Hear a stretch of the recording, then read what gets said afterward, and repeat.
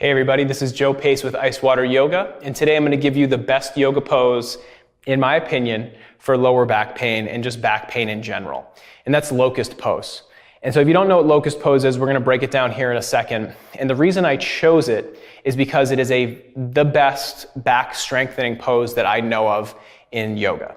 And why is back strength important when it comes to back pain?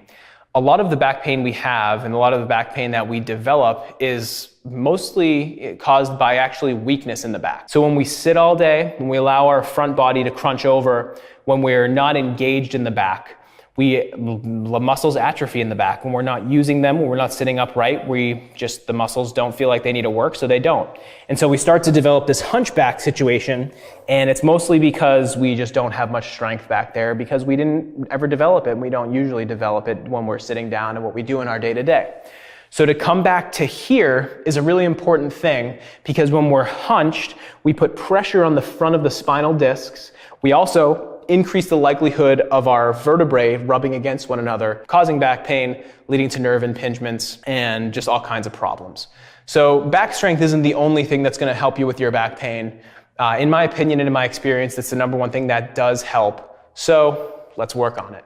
Ideally before you develop back pain. So that's the key. Once you develop back pain, it's a little bit harder to work through it. So let's address it before it happens. Lower it onto your bellies, and we'll start with Cobra Pose.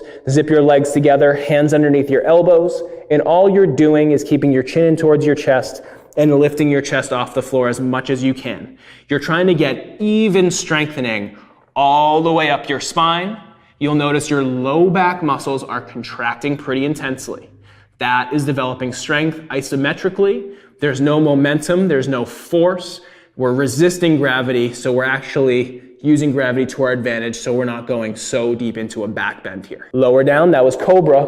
Full Locust is the next one. This is the pose. Arms will come wide, palms face down and off the floor. Lift through your chest first. Press your legs together. Lift your legs off the floor. This is a full, deep, contracting back bend. Reach the hands towards the feet. Reach the feet away from the hands. Lift everything as much as you can and hold. Breathe and lower. Okay? That's already probably pretty intense if you don't do much back work.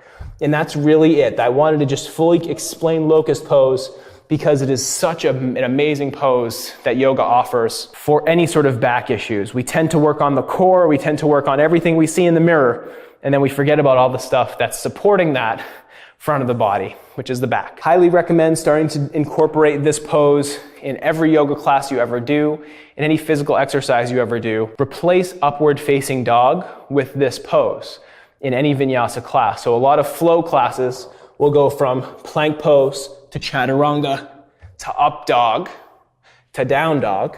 Instead of that, lower through chaturanga, take locust, press it back up to downward facing dog. That'll give you much more strength, maybe a little less range of motion, but actually developing the muscular stability and support you need back there to avoid back pain in the future. That is my rant on back pain and how to use this one yoga pose to address it. Obviously a much bigger issue that can be covered in this short period of time, but if there's one thing that I can offer the world, it is Locust Pose for back pain. Thank you very much for your time. I look forward to working with you again in the future.